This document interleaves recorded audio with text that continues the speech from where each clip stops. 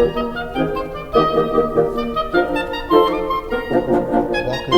today's Speaking of Reliability webinar. Just a few seconds early, as we hoping to start right on top of the hour, but welcome. Today I'm going to talk a little bit about kind of the broad topic of, well, how do you tell how long something's going to last? Life estimation, and there's lots of different names for what we do here. Yet I've often believed that reliability engineering is, among all kinds of different things that we do and all the different methods that we have available, one of the most common things we face is, will this design last long enough? Will it meet the warranty period? Will it meet the customer's expectation? Will it survive? And the other one was, then how will it fail? And of course, those two are related. And so the more we do to provide feedback to the design team saying, we just figured out that this will break this way and it's really not going to last very long, they get timed and focused to then go improve that part of the design, improve that system. Where we run into trouble, though, is that life estimation in and of itself is difficult, and we'll explore that in a bit more here. So let me see if I can get screen to go along. So a very common question I've heard, and it was the very first question I heard when I didn't even know there was such a thing as reliability engineering. I was working in an R&D role and had a experience with our product and a bunch of statistics, yet I'd never been asked this question before. My director came over and said, hey, we need to know how long this new product will last when it's buried in concrete. And the customer won't buy it unless it's clear that there's good evidence that it'll last for 20 years. So, okay. Do I get 20 years, maybe a little extra, to go figure out if it will last that long? And he goes, no, you have 6 months. And I said, okay, let me go figure out how to do this. So went to the library, found Wayne Nelson's book on accelerated testing, and was able to create a test plan and had plenty of samples. We had chambers, and our product was a chemical degradation process due to oxidation, and we sorted it out and provided the work with the customer so they understood how we were testing it and how we did all our work. And we were able to answer the question that a significant percentage of the products would happily last for 20 years. And they had the advantage of also being in a relatively cool part of the world, up at altitude in the mountains in northern Italy. So it probably would last even longer in those conditions. We didn't apply how much oxygen would be getting to the product via when it's encased in concrete. I just thought of that. That's 30 years ago. I should have sorted out that may have inhibited the oxygen or made it worse. It's hard to say. Maybe that's why we didn't follow it up. The other one is, when will it fail? And we're interested in putting a pump on a production line, and we need to know when to replace it or repair it or maintain it. And we want to do that before it fails. And so if we know when it will fail, if we can monitor that or detect that onset of that failure, that's another way we can go about doing these things. And it's a variant of the same question: how long will this last? And if the question implies without failure, then these two are obviously related. But we also want to answer this question oftentimes for a maintainable system. Well, when do we need to add lubrication? When do we need to replace a gearbox, for example? How long before? And it's more of a question in the design process for the cost of ownership and that kind of realm of it. But also, what is the supply chain? What's the setup, and who's going to do it, and how do we do it? And once we know how often we have to maintain something in order to preserve its availability, for example, then that's a related question to what's the life estimate for this product. In some industries, this is related to, we have a 12-hour flight mission for this aircraft. It's got to be able to survive for 12 hours airborne. And also, because of the cost of the asset, it needs to be able to do repeated 12-hour flights over so much time, whether it's 5 years or 20 years. And so we get this question, this life estimation is one of the sets of tools that we want to apply in many, many different ways, in many different scenarios and formats within our particular industry. And so it's a common question, and there's no one way to answer it. And that's really what I want to go after today is when you first get this style of question, well, what do you do? And we'll obviously get more into that. And so here's more of a rhetorical question for you is sitting here right now, do you really know how long your product will last? Is the whatever widgets or systems you've got in front of you, um, do we ever really know that it will last for, say, 100 days plus an hour, and then it will fail? Now, we might know that that's when it's going to be decommissioned, and there might be some variability around that. Yet we may know that this is going to run for 2 weeks and it's going to be down, and we can do maintenance, repair, or replace it. But we rarely know of all of the thousands of ways that, say, my computer, I'm going to knock on wood here, and hopefully it's not going to demonstrate one of its failure modes here. It has so many thousands of ways it can fail. And they're all competing to cause whatever it is they cause to occur, whether it's a blank screen or a reset or just won't fire up or loss of power or whatever. And it's a random process, as Chris Jackson would often say. It's not a constant hazard rate. There's all these different mechanisms at play. And there's increasing degradation in different parts of the system. There's diffusion happening, there's corrosion happening. And eventually one of them wins and takes the system down. And it reminds me of I was in a box store and had my HP shirt on. It had a logo, HP logo on it. So apparently that and my Docker's pants made me look like an HP engineer of some sort. And so this woman was in the printer aisle of all these boxes, and she looked at me and says, "Do you work for HP?" And I says, "Yes, I do." And I says, "I actually work on these type of printers right here." And she said, "Well, I really want one of these printers." And there's 4 boxes here, all of the same exact model. And she says, "Could you pick out a box that will give me a printer that will last for 5 years?" And I'm like, I, I really don't know which of those 4 boxes is guaranteed to last for 5 years. I'm fairly certain that any of them will last for 5 years, yet it's a probability thing. And at that point, she just said, "Well, could you help me put it on my cart?" And I said, "Yeah, sure." And so I helped her move this box over under her shopping cart, and off she went.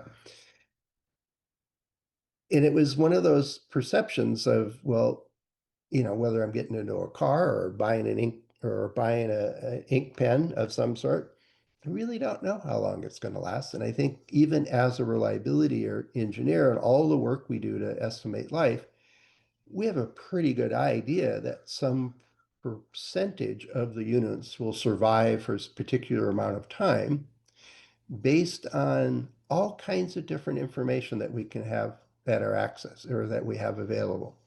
And the idea is that we can uncover the uncertainty, we can peel back our what we don't know and get a clearer picture of how it's going to fail and when it's going to fail or how long it will last. Yet at the end of the day, we don't ever really know. It's completely different than the criteria and the requirements document says it has to weigh less than 10 kilograms. Well, we can take our unit and put it on a scale and measure it. We know exactly whether it's there or not, or plus or minus the measurement error of our system. Yet reliability estimation, life estimation isn't an exact science by any means. We'll explore a handful of ways we can get at it. And one way to say it is that it's difficult. And I talked about it. I had 6 months to figure out whether this product we were working on was a 20-year product or not. Not only did I not know how to do that, it it gave me an opportunity to go learn this stuff and apply some of the statistics and regression analysis and things like that I knew. Yet at the end of the day, it was convincing enough for this company to buy our product and install it in these bridges on the roads in the Alps. And the intent was to keep ice from forming on the bridges. And it actually worked out pretty well. I actually got to drive in the Alps in the winter and see that the bridges were clear. Now, I only was assuming that it was our product in there that I'd worked on so many years prior. But the idea is that unless you have a time machine and can hop and the customer says, yeah, we'll use it, it's really hard to know if it's going to survive for 20 years or not. There's a whole lot of trust going on here. And so in doing accelerated testing in particular, in whatever various many forms it takes, is that we're trying to cheat time. We're trying to peer forward into some way that this thing fails and and, uh, and accelerate that, say in a chemical process is using temperature usually to accelerate it.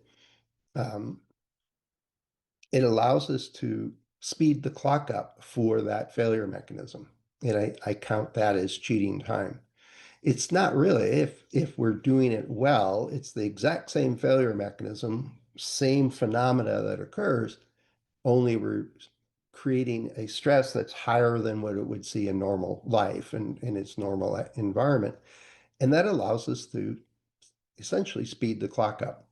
Now, some things we can do that with. Chemical processes is probably the most famous one. Yet, like a car door, you can open and close that car door more often than is commonly done on your passenger vehicle at home. And so you can accelerate the number of opening and closings that thing does. But some things we just can't accelerate. There's a forklift driving into a pallet of inkjet printers doesn't make much sense to accelerate it by driving into it faster. It might cause more damage, yet a, a forklift fork going through a printer causes enough damage that it's not going to be useful. We can't sell that one. Yet there's not really a way to accelerate that. Some things are very difficult to accelerate, like dropping, getting the shock and vibration that goes onto it. Yeah, we can accelerate it by dropping it more often or from a higher distance. Yet at some point, the amount of stress that's applied changes how it fails. Instead of initiating cracks and propagating the cracks, it just shatters it completely. It overstresses it and just rips it apart. So we have limits, even with temperatures. Is if you have a polymer system in your product, there's a limit, or most metals have a limit to how high of a temperature you can go before it just melts. It has a phase change, which is not to be expected in most products in the field. And some failures are time dependent and some aren't, like the forklift. It's not time dependent. It was in the wrong place at the right time. Or at the wrong time, I guess. I never really understood that. But time is a barrier for us unless we're very creative and understand the failure mechanism. And I'll come back to that understanding piece many times. The fundamental piece here is, and I had somebody once ask me, it was a portable printer, and they said, can you tell how long this will last? And in the transfer from him to me in the office of handing this small printer to me, the best I can say is we dropped it. I didn't drop it on purpose, but we dropped it. And it dropped about 3 feet onto the floor and it broke. And I said, it'll last about 3 feet. No, which isn't very good for a portable device. And I don't expect people to drop a printer, yet they will. And whether it's in the box and shipping or if it's pulled off the desk or falls off your car seat. And at the whole system level, though, I'm looking at this printer saying, do you want the electrical failure mechanisms, the mechanical failure mechanisms, the software failure mechanisms? Of which, of those three broad categories, there's probably 1,000 of each. And which mechanism is most important to you?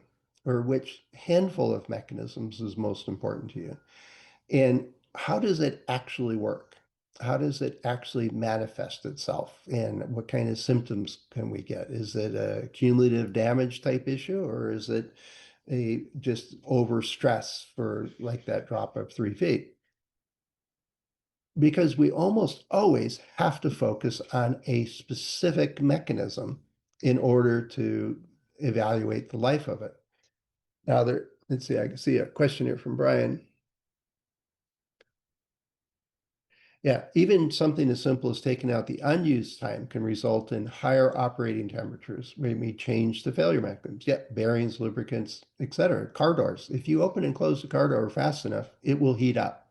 The classic example is a toaster. If you make one slice of bread turned into toast, run right after another thing, it will last a long, long time because it's not cooling off. And it's that thermal cycling that damages the connection between the nichrome wire that creates the heat and its electrical source. Where if you keep it very hot, it has very little thermal cycling effects on it and it'll last a long time. So with every single way that your product can fail, some are going to dominate. Some are going to be known that that's the most likely way it's going to fail. Or, like in Brian's questions, you might have a specific uh, phenomena or feature, say on that inkjet printer, opening and closing the door for the scanner, or opening and closing the door to replace ink.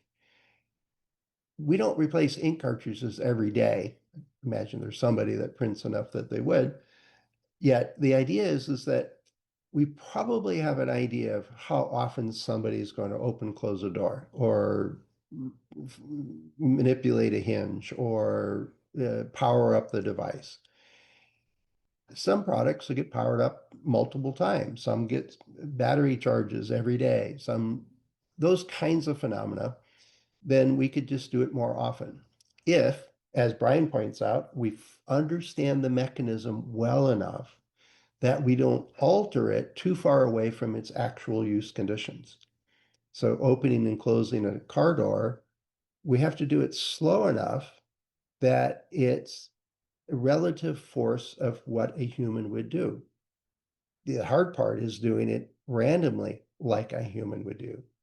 A 100-pound person will close the door with a different force than a 250-pound person. And although there's going to be variability in that. A door slam is different than a general close, and a general close may not latch. Is that a failure or not? So understanding the mechanisms, whether it's wear, chemistry, or creep, or whatever, is essential for us to do a life estimate. It's not just take the whole box and put it in a chamber and hope it works at the end of the day.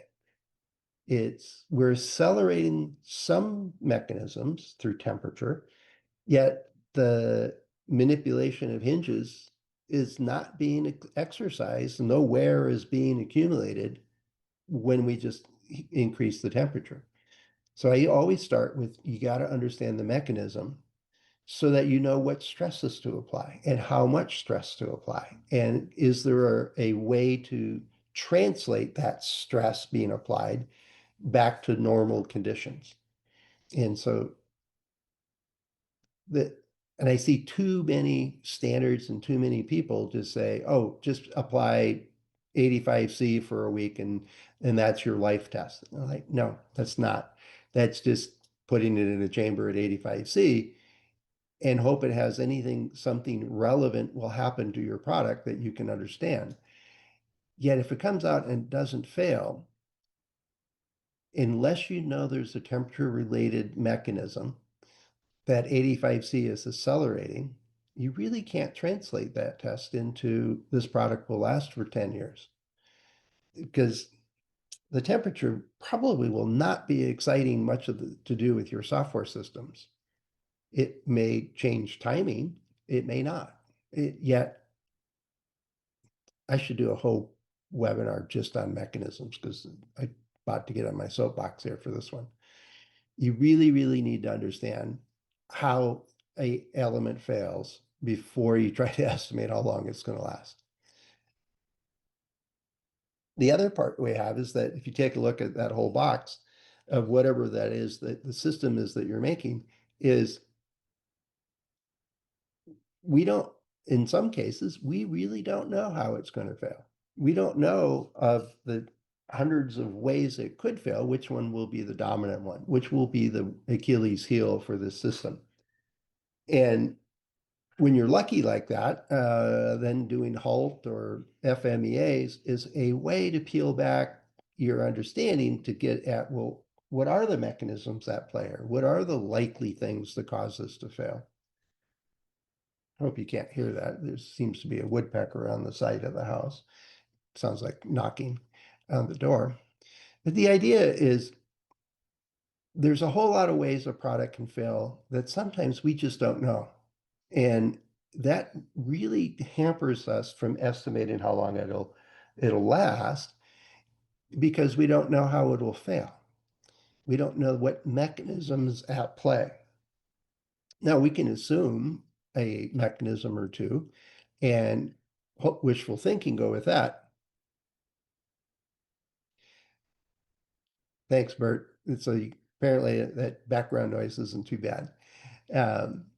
So the idea here is that if we don't really know how this product is failing, doing a life estimate or what mechanisms are at play or of concern or dominant of concern, there's still a chance that we need to figure that out before we move forward. So HALT and FMA are great ways to do that. Other times we may believe, based on field data and so on, here's the 3 ways that this is likely to fail. Let's use that as the basis for our life estimates. What if something else is there that we hadn't addressed before, or there was a subtle change in the process, or there was a difference in material we used, or some other latent defect got introduced? If we're unaware of those things, then our basis for life estimate based on what we know and we're focusing on will be invalid because we didn't take into account what we didn't know. And I've seen teams where they'll do an accelerated life test, say on solder joints, and then they'll cut the estimate in half to account for all of the uncertainties of running that life test. So there's a handful of different ways that we can go about doing this. Yet the more we know about how it fails, the better for creating an estimate. All right. So before I get into some of the various methods that I wanted to bring up and talk about good and bad and so on, how do you do that? I've been yakking away here. Apparently the woodpecker decided that our sighting is not a good place to put acorns in it today, so they moved off. That's good. Otherwise, the life estimate for that woodpecker would have gone down. Although I don't think my neighbors would appreciate a shotgun going off in the neighborhood. But how do you do estimates of how long your product or system or component will last?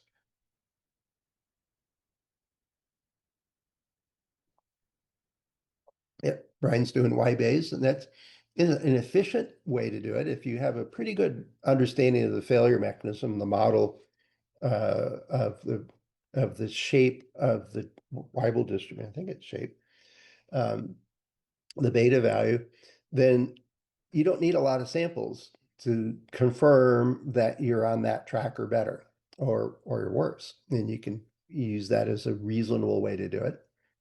I agree with that. Yeah.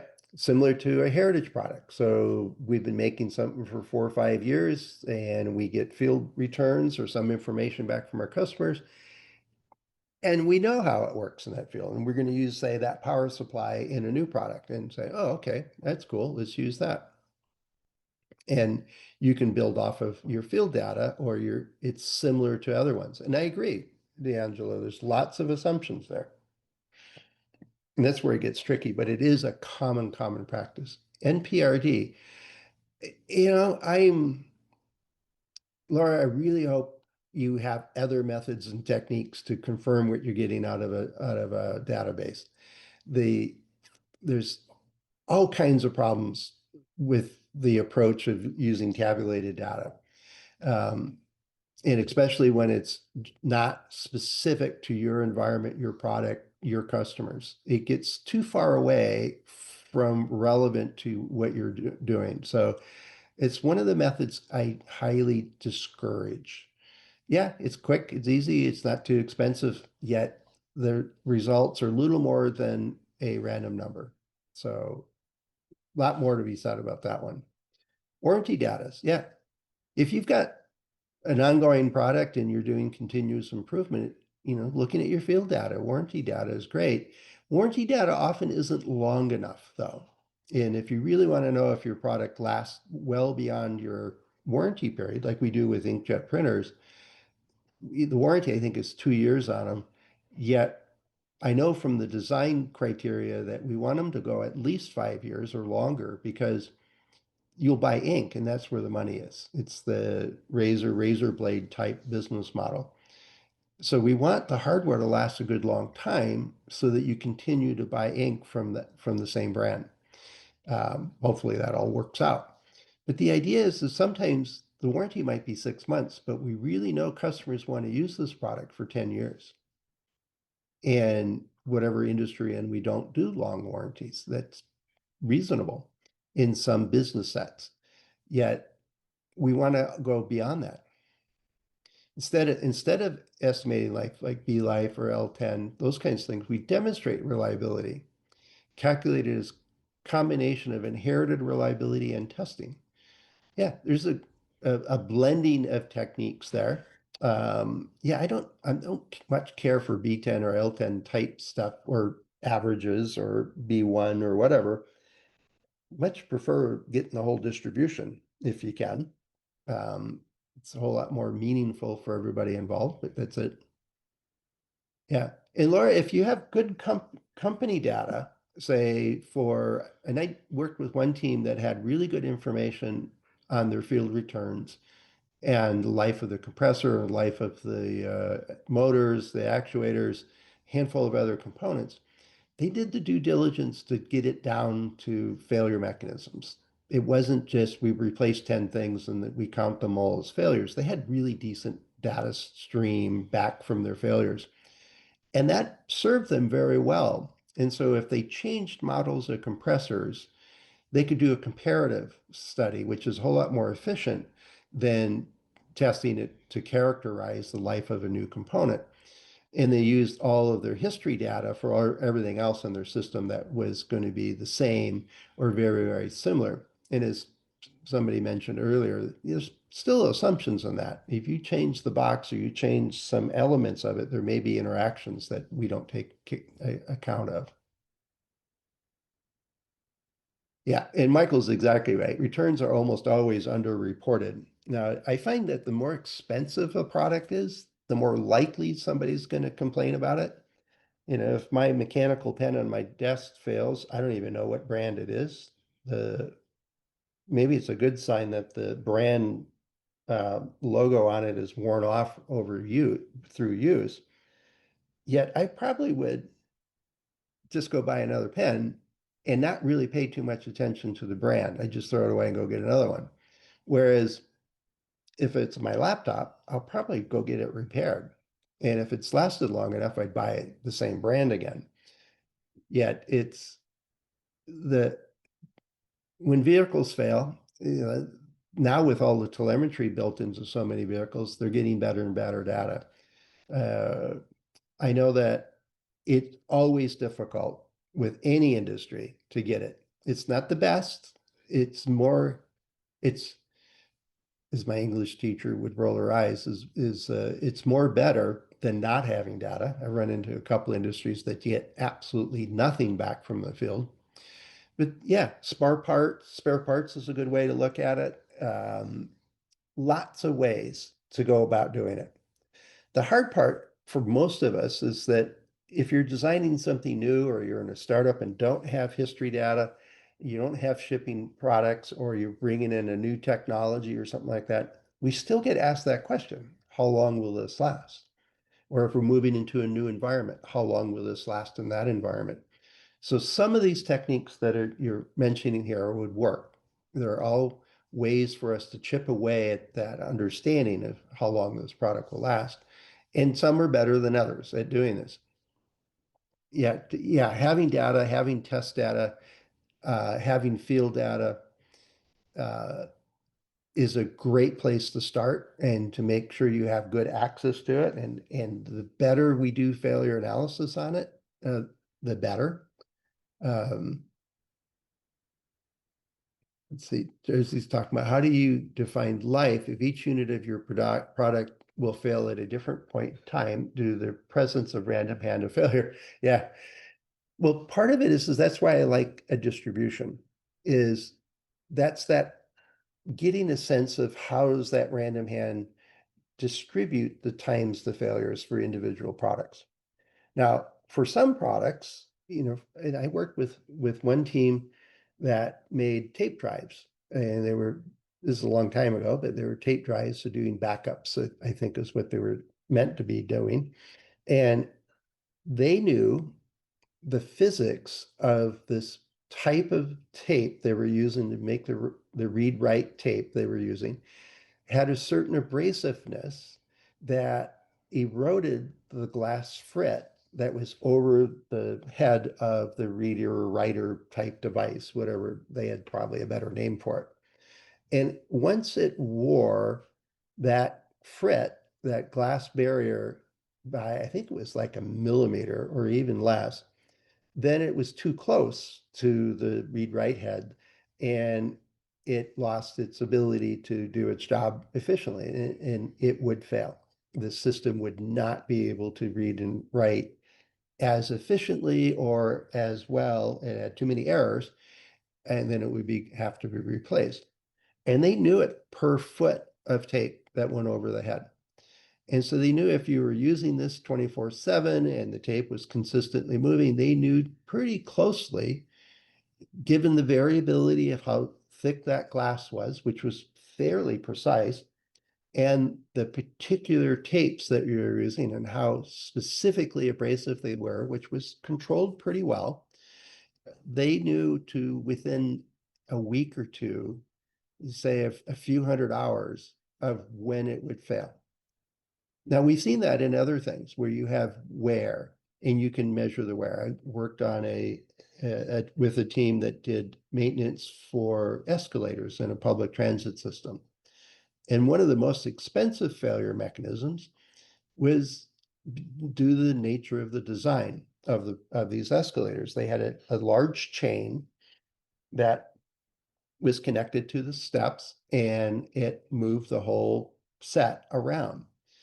And chains stretch when they're under tension. And eventually they stretch too much. Then it becomes a safety hazard because the gap between the steps on that escalator expand a bit. And now you could get caught in that. At some point it becomes dangerous. And so the maintenance team would always check that gap, which is a surrogate for the chain stretch. And then they would say, all right, this one is getting close. In the next 6 months or so, it'll be unsafe. And they would initiate the major repair of replacing that chain. They take all the steps off, replace the chain, connect all the steps back to it, and then that gap would be as factory new, basically bring it right back. And so there's some things we can predict fairly well, or we can monitor fairly well and take action related to that. Other things, they happen so fast, or they happen in a way that we don't monitor or measure. They have, say, corrosion on a circuit board within your laptop. It may take it months and months to go. And if you knew it was there, you could take steps to mitigate it. Yet we often don't. I don't examine the inside of my iPhone very often. In fact, never, because I've seen what's inside that, and I don't want to have to try to put it back together and get it working. So lots of ways you've brought it up. I've used a good number of those. I've used spare parts as a way to go after it. First, knowing that we didn't use shotgun replacements. If you really knew what it needed to replace before you got the spares up. So the number one way by far, and we do it every day, and engineers do this on a regular basis, is we just guess. And yes, it's uncertain. And you might call it engineering judgment and saying, yes, we don't expect this solid state electrolytic capacitor to fail anytime soon in this application. And you're probably right. And other times, because of the load, because of its location, because of something else, we may say, that may be a problem. We need to investigate it. And you probably are right. We're actually pretty good based on our experience. And with a group of people, like a good, well-run FMEA, we can do pretty darn good at sorting out what's the highest priorities. What are the things most likely to fail? And we need better information on that, and which things we really don't need to worry about. Now, we get surprised from time to time. That's why there's all these other methods out there. Yet, don't underestimate the power of just guessing. And it gives us a basis to be surprised if it's different, and there's other techniques into it. Now, when it's important and your primary method is to use engineering judgment or experience, is a technique called the Delphi method. And to describe it just quickly is, let's say you have 10 people that have some familiarity with, say, the way this box can fail, or that this technology may be of a problem. And you ask them, so how long will it last without failure in this application, this environment, and so on? Give them a specific question, get a number is what you need. What's the minimum time it'll last without failure, or whatever is relevant for your analysis? And you'll get a range of numbers. And so go back to the highest number, the one that said it'll last 30 years, and the one that said it will last 30 seconds. And ask them what information they're using or what experience they're using to form that response. Share that with the rest of the group and ask them to update their response. And what happens after 2 or 3 cycles of that, with sharing the high and low information of why that person decided to go with it, the group will tend to coalesce on a very tight estimate. And it's by adding the information of the outliers that sometimes you get the insights of failure mechanisms, or of experience that others just don't have. And so it helps consolidate that estimate pretty quickly. So if you really have an important one and you want to really get after this thing, take a look at what the Delphi method is for getting expert opinions estimates. It may be a helpful technique for you. But we do something similar in FMEA, and it allows us to focus on other things that we may need to get a better answer later, or it's good enough.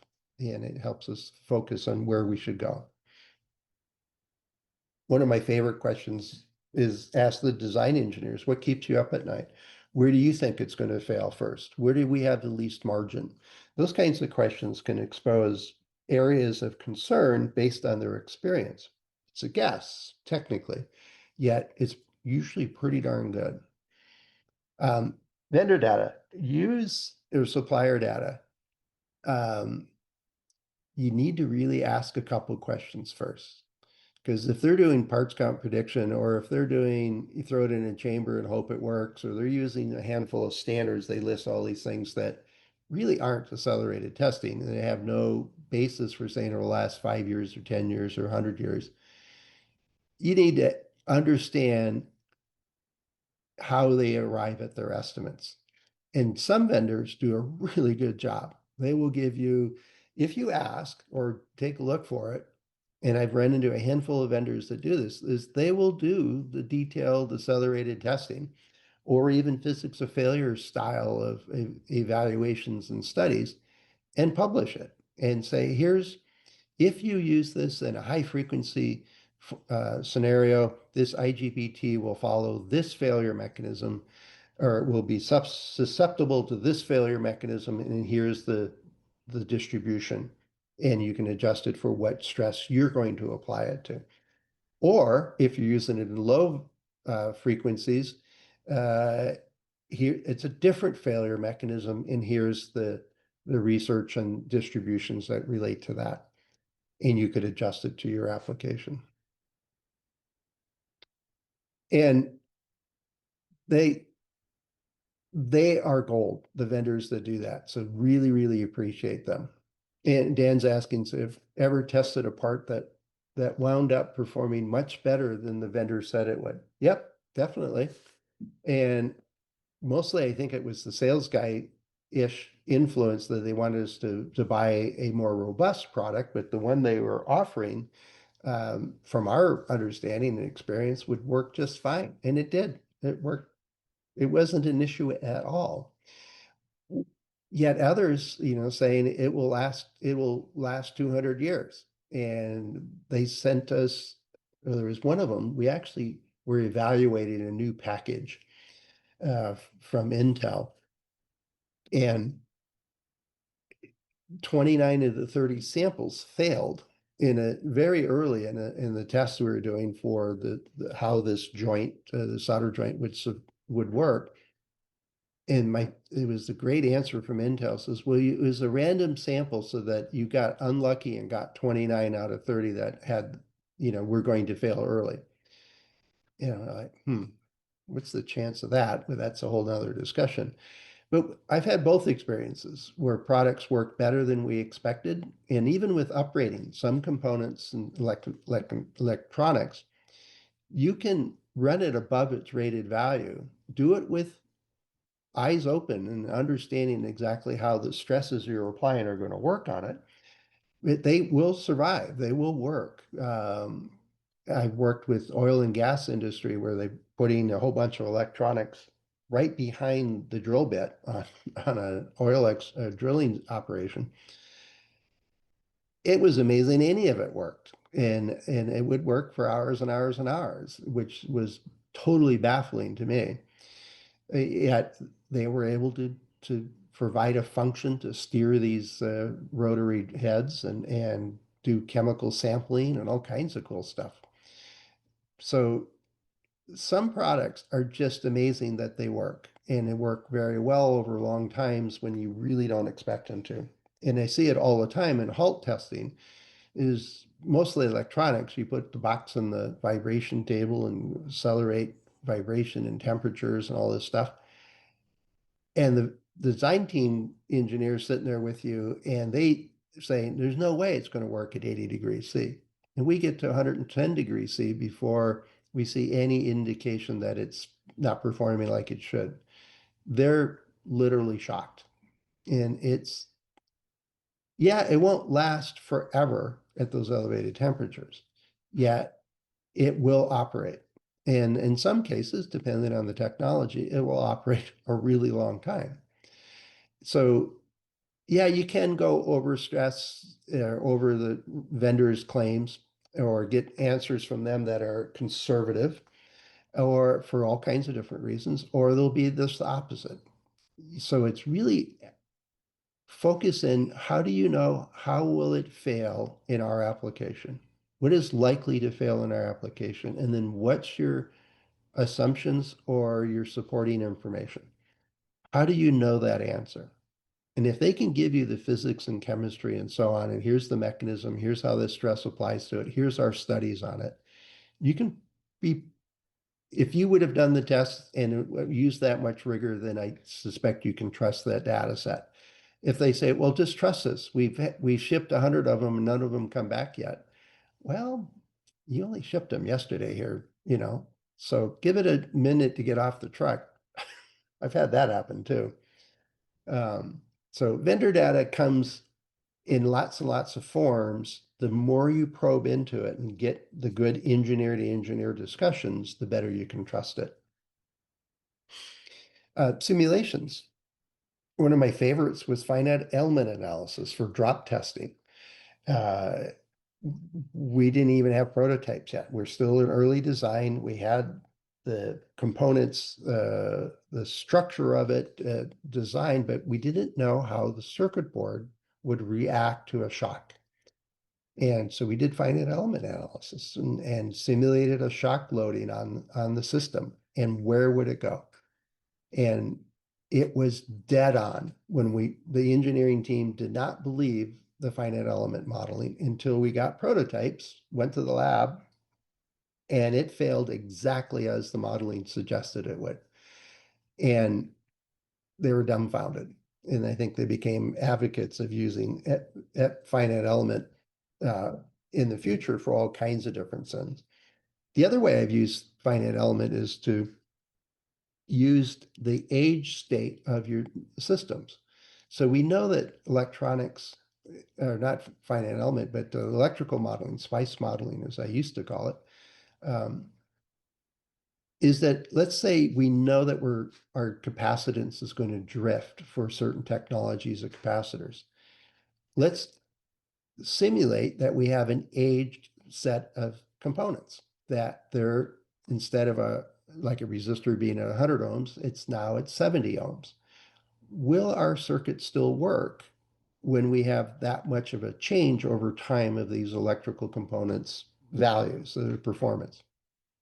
And it's a way to say, well, we know the degradation of these features of our subsystems.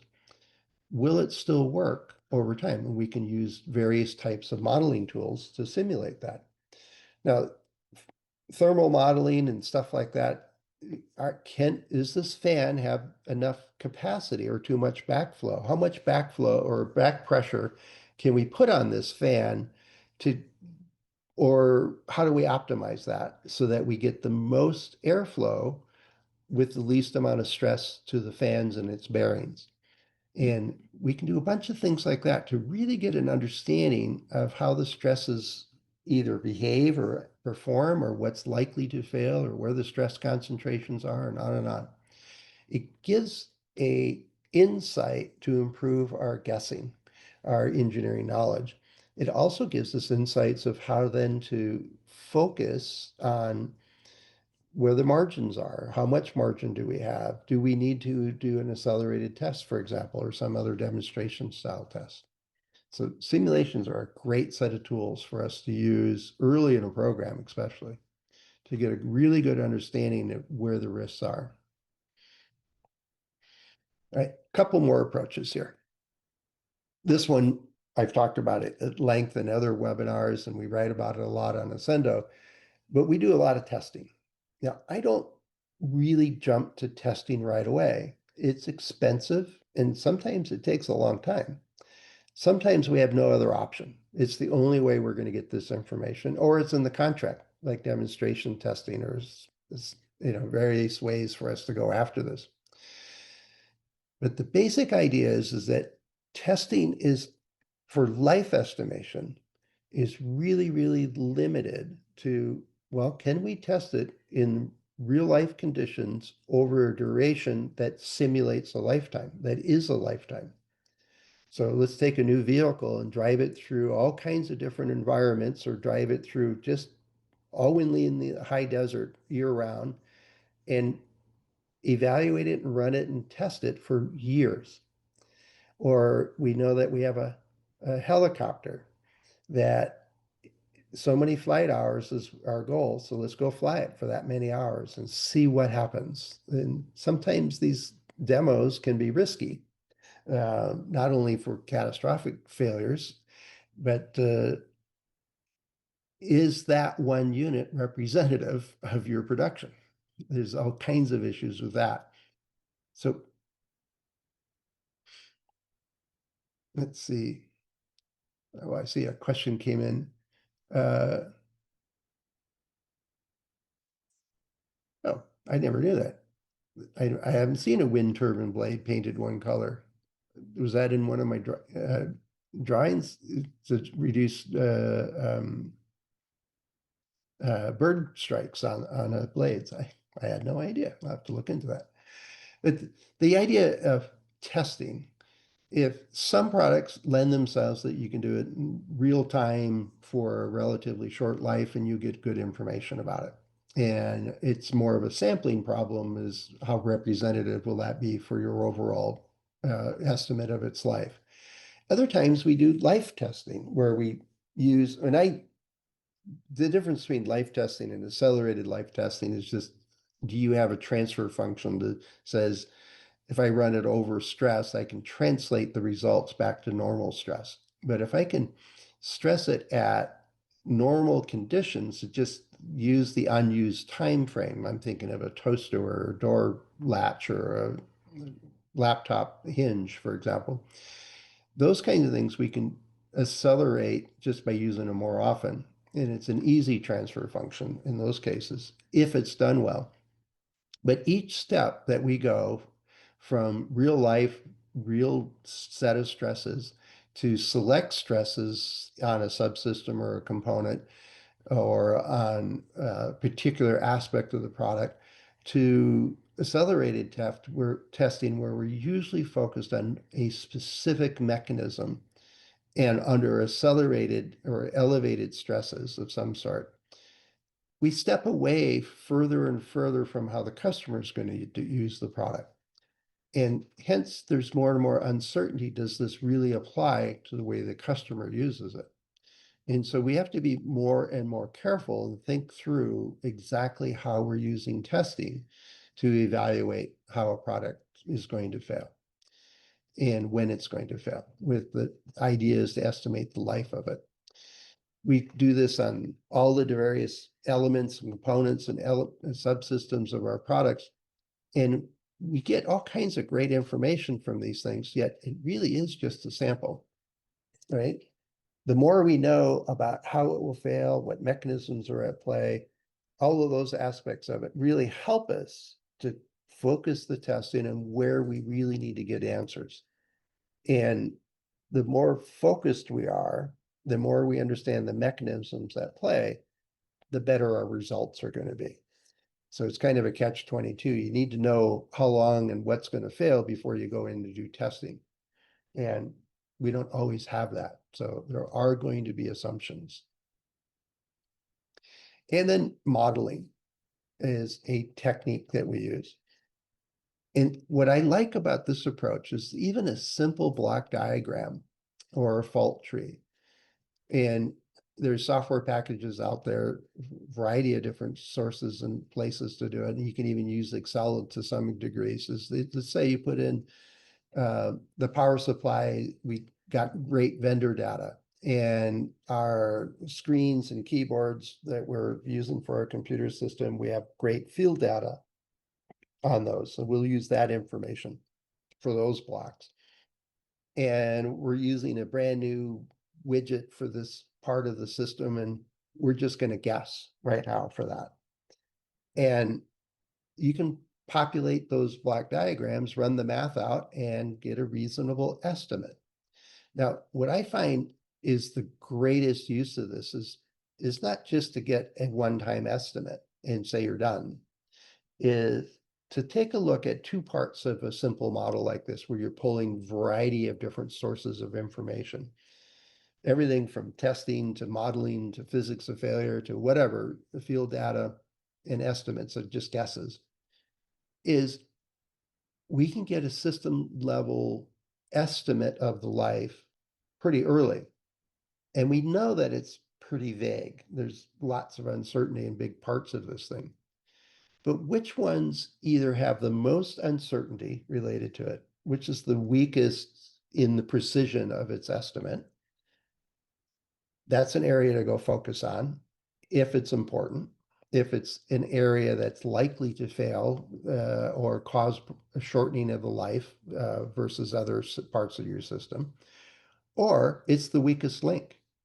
I think I've used this story a handful of times in other presentations, but one of the best uses of a simple block diagram was for a workstation, and they broke it down to the different teams that were working. There was a team working on procuring a hard drive, and another team designing the motherboard, and the CPU is another part, and so on. And so the model just reflected the various teams and engineering talent that was using to put this system together.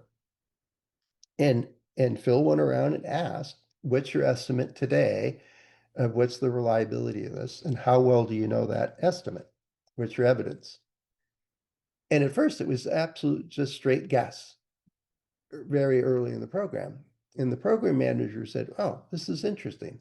So let's take a look at the weakest link. Go get a better estimate. Give us some options to make this a better estimate and or a more reliable element of the system. And every week they took a look at updating their estimates from across the development team. And every week they focused in on the one that was the weakest link because it was obviously a series system. And that's where they invested in improving the estimates. And sometimes it involved getting better designs, getting better products, getting more robust solutions. And other times it just meant getting a better estimate. And so eventually some of the components and elements of the system went into some form of testing. And others used really good field data and did better failure analysis on the power supplies that they had in previous units, for example, and got a really decent estimate from it. But that was the use of the model. It wasn't one time. They updated it every week through the development process, and it guided their decisions to allocate resources to where to focus to improve the reliability of their system. Meanwhile, improving their overall estimate of the system reliability. So it was a very clever, useful way to use a simple block diagram. So that's a great technique that we have available to us. And then physics of failure. It is a great tool if it applies to your technology. If there's an existing model out there that a handful of grad students spent 2 years developing for you. The literature has a bunch of models available. If it's your material in your application, you have to be pretty careful about which models you apply and how well you understand that phenomena in your application. So it comes with caveats. It's not a panacea from not ever doing it. Now, basic FR4 circuit boards with off-the-shelf components, it works pretty well. It takes care of, I'd say, 90% of the different dominant failure mechanisms. Thermal cycling, flex, electrical loading, all kinds of cool stuff, thermal loading. It does a pretty decent job of highlighting areas that are not quite as robust as you thought, or areas that are pretty good. And it gives you a pretty decent estimate. Will it survive for some period of time? What probability will it go that far? Yet it doesn't always cover all the failure mechanisms. I haven't run into a physics of failure model that handles forklift damage yet, the likelihood of that occurring. So if you're designing something brand new and using a brand new material, is likely not a good physics of failure model for your application, for your material. Now, you could go develop it. If it's really important to you, go sort it out. But it does take time to get a really good model. And once you have it, it's great. And as long as you don't change your technology or the materials or your processing outside of the model, then it's still useful for you. So it might be a one-time use it for years kind of approach. Let's see, Jersey's asking, how would people here go about verifying, validating a damage model that you have not developed? Well, that's a good question. That goes back to, it's not quite physics of failure, but I'm thinking of Black's, I think it's Black's equation, where it was temperature and humidity for the integrity of epoxy overmolded components. the easy way is to say, well, what kind of failures are you getting from the field, and were they related to that failure mechanism, that damage model?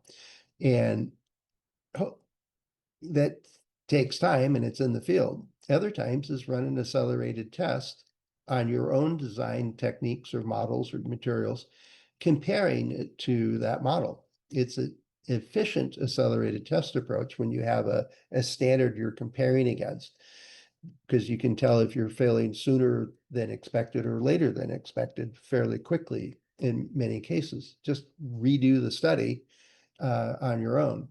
So yeah, Peck's model. Thanks, David. I was not sure it was Black's model. That's a different one. But the idea is that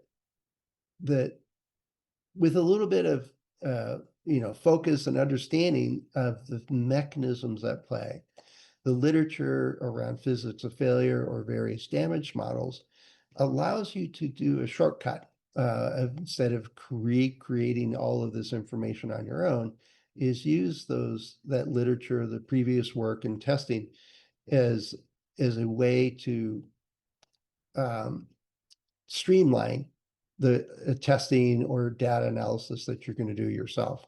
So there's a couple of ways to approach that. And thanks, yeah, Black's model is electromigration. I always loved the failure analysis images of electromigration. Such metal does such beautiful things.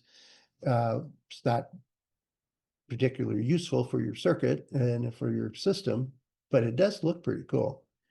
But so these are just I think I talked about 6 different approaches in here, and I think the folks here listed a handful of others when I asked you, what do you do? But the bottom line is it working for you? Is it providing reasonable information for your team to make good decisions? And if not, start looking at some of the other methods, start looking at some of the other approaches, and find out what will improve the ability for you to inform your team of what works and what doesn't work, or how your product's going to survive over some duration or not. So not a good way to estimate beta values for a product with a novel product with little field experience. Well, you got to understand how it fails. What's the failure mechanism? And sometimes there's literature about, say, a capacitor, big electrolytic capacitors have a viable beta value of like 6 or 7. Whereas bearings, if you're using bearings, and that's expected to be your dominant failure mechanism, is more likely a 2 or a 3 on a Weibull distribution. But if you really need to understand what's that value, well, run to failure.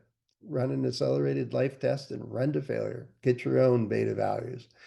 If it's not in literature, if your system is so novel that it's not in the literature anywhere, or nobody's talking about it anyway, yeah, then you're going to have to do it yourself.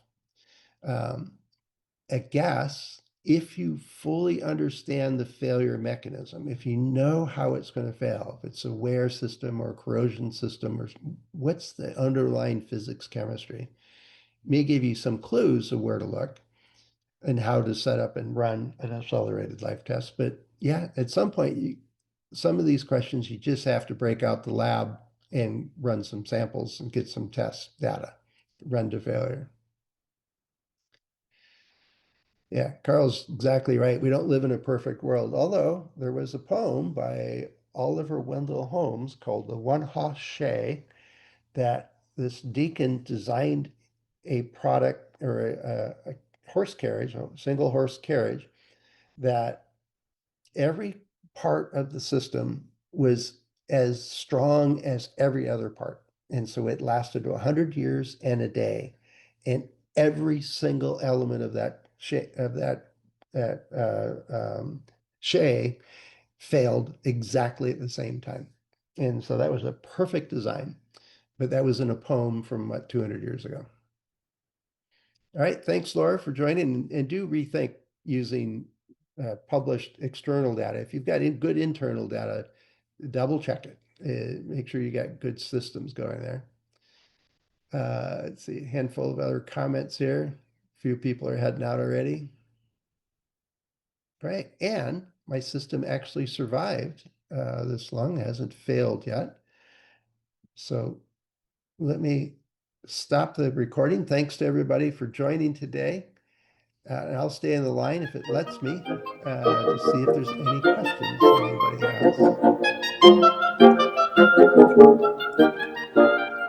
has.